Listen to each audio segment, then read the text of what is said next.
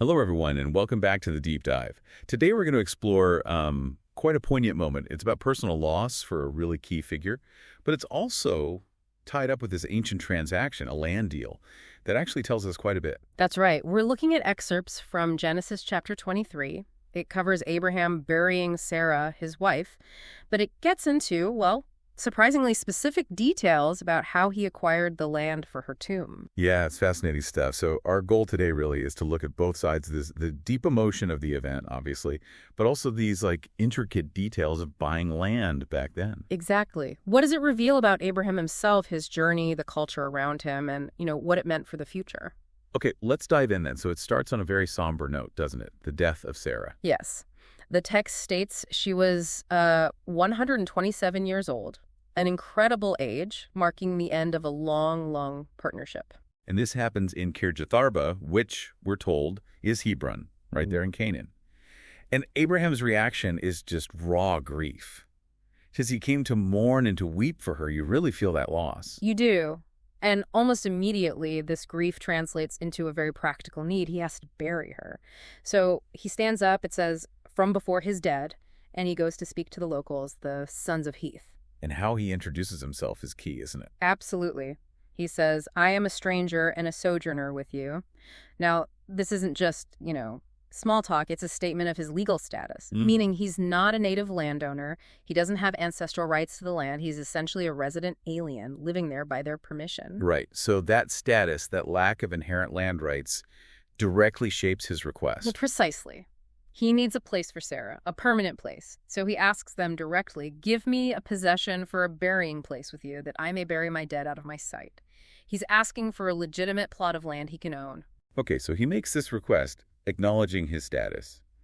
And the reaction from the sons of Heth, it's kind of surprising, isn't it? Very quick. It is, remarkably quick.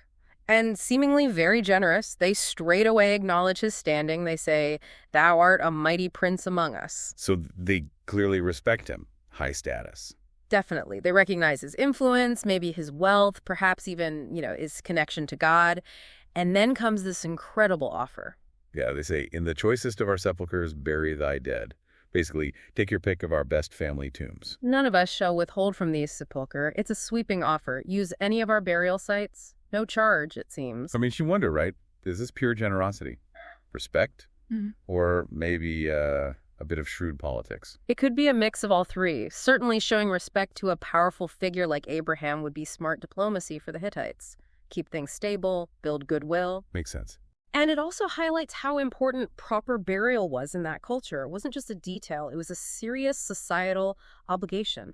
Offering their own tombs shows the depth of that value. And Abraham's response to this big offer. He shows respect back.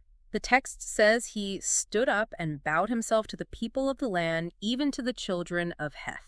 It's formal, it's respectful, he's acknowledging their offer and their authority. But he doesn't just accept it, does he? He has something very specific in mind. Exactly. He thanks them, essentially, with the bow, but then he pivots. He says, okay, if you're really willing to help me bury my dead, then please, entreat for me Ephron, the son of Zohar. Ah, so he names names. He wants a specific piece of property. A very specific one. The Cave of Machpelah, which belongs to this man, Ephron, and he even knows its location, which is in the end of his field. And crucially, he immediately offers to pay. Yes. For as much money as it is worth, he shall give it to me as a possession. He's not asking for a handout, even though they just offered one. He wants to buy it, fair and square. And what happens next is pretty interesting, too, because Ephron's response is immediate and very public. Very public. A text emphasizes this. Ephron was right there among the children of Heth, and he answers Abraham in the audience of the children of Heth, even of all who went in at the gate of his city.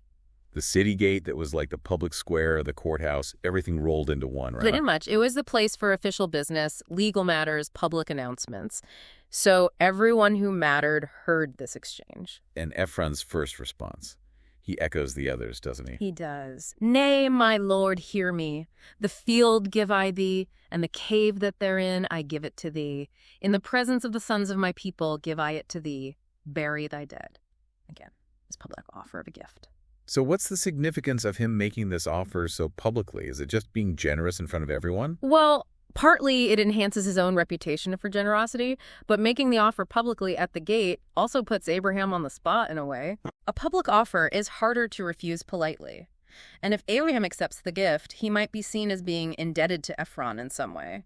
But crucially, any transaction done here, witnessed by all, is legally binding. It prevents future arguments. Okay, I see. It's sort of a negotiation tactic, even while sounding generous. It could be read that way, yes. It sets the stage for what comes next. And Abraham's reaction, again, is that gesture of respect.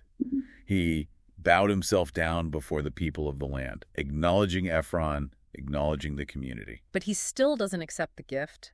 Despite Ephron offering the field and the cave for free, Abraham holds his ground. He speaks directly to Ephron, still in front of everyone. And says, "But if thou wilt give it, I pray thee, hear me. I will give thee money for the field. Take it from me, and I will bury my dead there." He's insistent. I want to pay. Why? Why is he so determined to pay when they keep offering it for free? Well, I think it comes down to a few things. Mm-hmm. First, integrity. He's not trying to get something for nothing. But maybe more importantly, it's about securing an absolutely clear, undeniable title to the land. A gift. Well, maybe Ephron's kids could dispute it later. Say it wasn't really permanent. Oh, right. A purchase is final. Exactly. Especially a purchase made publicly, with a clear price paid. For Abraham, the stranger and sojourner, this wasn't just about burying Sarah. It was about establishing a permanent, legally sound foothold in Canaan. Ownership. No ambiguity. That makes a lot of sense. It's a long-term strategy, even in grief. It seems so. He's thinking about the future, about the promises associated with this land. So Abraham insists on paying. What does Ephron do? Ephron finally names a price. He says, "My lord, hearken unto me. The land is worth 400 shekels of silver." 400 shekels. Was that a lot? It's generally considered a substantial sum, yes. Not exorbitant, perhaps, for a mighty prince, but definitely not cheap. And then Ephron adds that line, "What is that between me and thee? Bury therefore thy dead." It sounds almost dismissive, like, oh, it's nothing really. It does sound a bit like that, doesn't it? It could be seen as a final bit of face-saving politeness in the negotiation. Oh, this formality of money, it's trivial between friends like us. But the price is named. And it's a significant one. And Abraham doesn't haggle. No. The text says, Abraham weighed the silver for Ephron. 400 shekels of silver, current money with the merchant. Okay, current money with the merchant. What does that tell us? It tells us this wasn't just random bits of silver. It was silver of a recognized weight and purity, the kind used in trade. Standardized currency, basically. So it had agreed upon value. Correct. And the act of weighing it publicly in the audience of the sons of Heth seals the deal. Everyone sees the payment made, the exact amount, using recognized currency. It's transparent, it's verifiable, it's legally solid. No room for doubt later. None at all. It's a masterclass in ancient Near Eastern legal transactions, really. And the text is then really specific about what exactly was bought, isn't it? Extremely specific. It wasn't just the cave. It lists the field of Ephron, which was in Machpelah, which was before Mamre, the field and the cave which was therein, and all the trees that were in the field that were in all the borders round about. Wow, down to the trees and the borders. Yes. They are defining the property meticulously to avoid any future boundary disputes. The whole package were secured. That phrase is important. Secured unto Abraham as a possession. Right. And again, it mentions the witnesses. In the presence of the children of Heth, before all who went in at the gate of his city, the community witnesses the transfer of this clearly defined property. So this purchase is really more than just getting a gravesite. Oh, much more. For Abraham, the lifelong sojourner, this is the very first piece of the promised land that he actually owns. Legally, indisputably, it's a physical anchor for his family and for the divine promises he carried. It's foundational. And then finally, after all this negotiation and legal process, then Abraham buries Sarah, his wife, in the cave of the field of Machpelah before Mamre, the same as Hebron, in the land of Canaan. The purpose is fulfilled. and the chapter ends by reinforcing the legality again. Yes, one last time. And the field and the cave that is therein were secured unto Abraham as a possession for a burying place by the sons of Heth. It loops back to the community, the witnesses, confirming the deal is done, the ownership is transferred.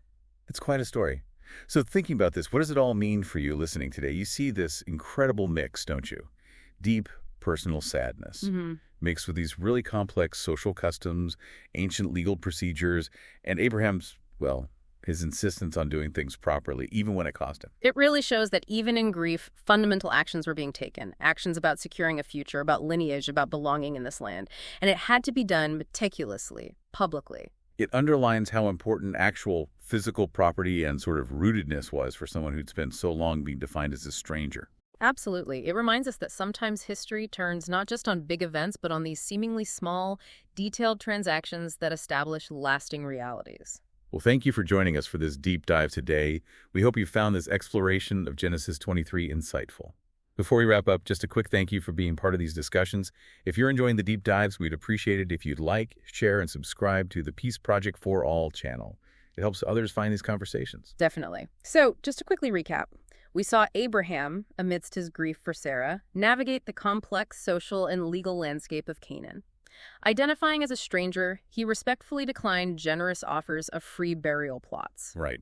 Insisting instead on purchasing a specific site, the Cave of Machpelah from Ephron the Hittite. And this transaction was carried out with meticulous public detail, the negotiation at the city gate, the naming of a price, the weighing of standardized silver currency, and the clear definition of the property boundaries, all witnessed by the community. This secured for Abraham his first undisputed legal land possession in Canaan, fulfilling a practical need while also establishing a crucial foothold for his descendants and the promises tied to the land. Exactly. It's a powerful blend of personal sorrow and foundational action. So maybe a final thought to leave you with. Hmm. Consider this. What other ancient customs or maybe even seemingly mundane transactions from history, things we might overlook, actually hold profound clues about the values, the priorities, the anxieties, and the hopes of people back then, much like this purchase reveals about Abraham? That's a great question to ponder. What hidden depths are there in the everyday details of the past? Something to think about. Thanks again for tuning in to the Deep Dive. Please do share this with anyone you think might find it interesting. We'll see you next time.